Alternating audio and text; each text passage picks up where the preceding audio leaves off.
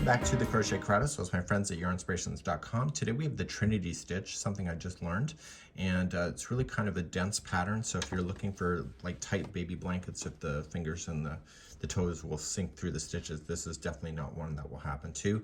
It is a double-sided pattern, so you can see that the underside looks the same. It is a very dense pattern itself, and it actually works out pretty cool. So let's begin doing this. This is in multiples of 2, and I'll talk about that in a second. So as you begin to chain, you can choose any yarn and hook as long as they complement each other. You're always going to chain in multiples of 2, so it's always an even number. So 1, 2, 1, 2, 1, 2, 1, 2, 1, 2, and 1, 2, and 1, 2. So you can lay it up against something if you want to match a size of something, but as long as it's an even number, it'll work. Let's begin row number 1. The end of a row for a Trinity stitch is the one you have to watch for the most, and we always start with a half double crochet in the beginning and a half double crochet in the end, but it's the end of each row that is always the issue. So we're going to go second chain from the hook, so count it back 1 and 2. I always get the back hump of the chain, and I want to half double crochet in that one there. So I don't like to apply a chain 2 equals a half double crochet. I physically like a half double crochet on the end. We're now going to apply a Trinity stitch. The Trinity is existing over 3 stitches. It exists over the one that's already in there and over the next 2 that are empty. To do this, you were just going to single crochet into and catch it. You're going to come into the one where the last one is in, and you're going to yarn over, pull through, and then you're going to advance the next 2. So into the next chain, pull through, and the next one, pull through. You should see 4 loops on your hook before you finish this stitch, and so this is technically a 3 single crochet together. So yarn over, pull through all 3, and before you advance to the next one, you have to chain 1 to lock it. So the Trinity stitch exists based on the one before it. So see how the leg of the stitch is in here? That's your first stitch of the next one. So it's going to share it, so yarn over, pull through, and then advance the next 2.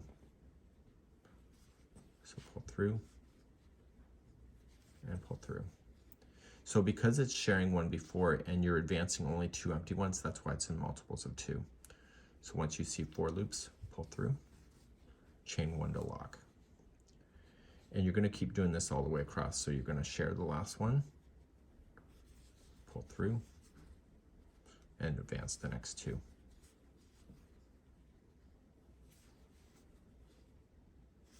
Pull through all of them, chain 1 to lock. So you're going to continue this all the way across. It is a dense stitch, so it takes you a bit longer to do this kind of idea, but you get a product that is actually really cool at the end. And it's nice and dense. So you keep on going, and I said that there's a difference at the end of the row, and we're going to get there in just a few moments from now. And I'm going to show you how to finish. So go across, and then I'll show you how to finish in a second. And so put me on pause. So for those ready to go, to continue, just chain 1 to lock that last one, and you're going to do the final 2 that are left. So you're going to come into the one you're sharing, and you should run out of stitches by collecting the next 2. So if you have a 3rd stitch left, that means that something is wrong in here, which is very possible. So you should have all of them collected right to the end of the chain, pull through all 4, but you're not done. I don't want you to chain 1 to lock this one. We have to just immediately in the last one where this is going into just a half double crochet.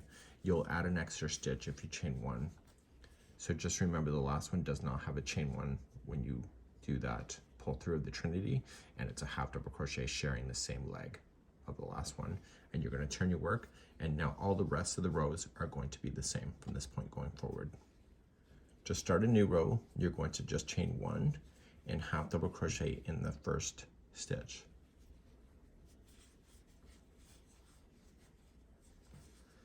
Now you're going to start your Trinity.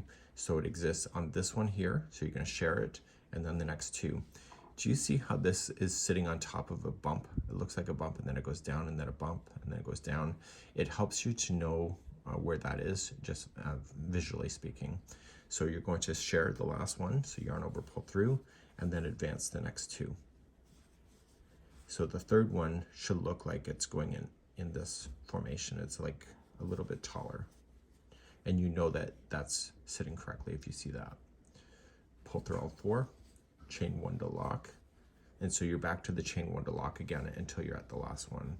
So let's do your next one. So it's going to share the last one. See, it's going down the dip for the next one, and this is coming up there. So it's still only four.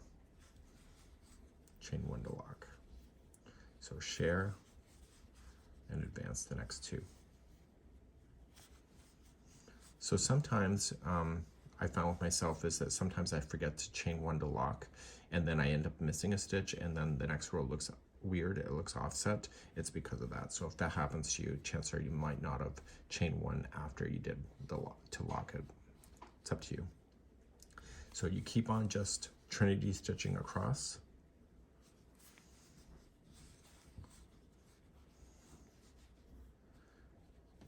And you just got to watch that last one.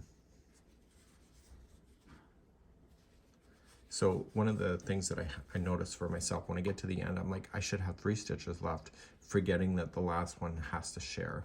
So I have to go in and share, and then pick up the next and last 2 that are available in the row. Pull through.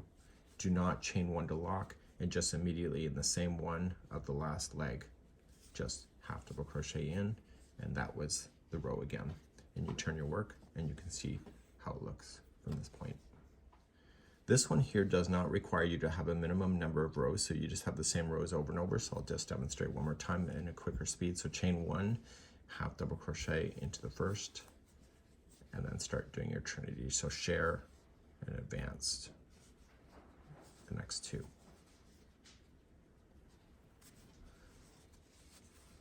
Okay, and chain 1 to lock, and keep on moving across like that.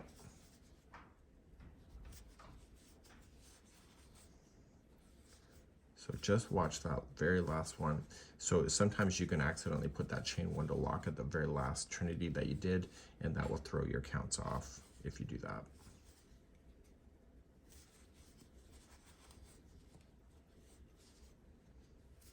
So I found with myself a smaller project, maybe a dishcloth would be ideal. Maybe a baby blanket, it'll take you a little bit longer, but you'll end up with a product that probably is going to be excellent for a baby. So you come right to the very end, do not chain 1 to lock, and then just half double crochet in, and that would be a Trinity stitch, just like you see, and it's double-sided. So this is the Trinity stitch, and we hope you have a great day, and thanks so much for joining me today.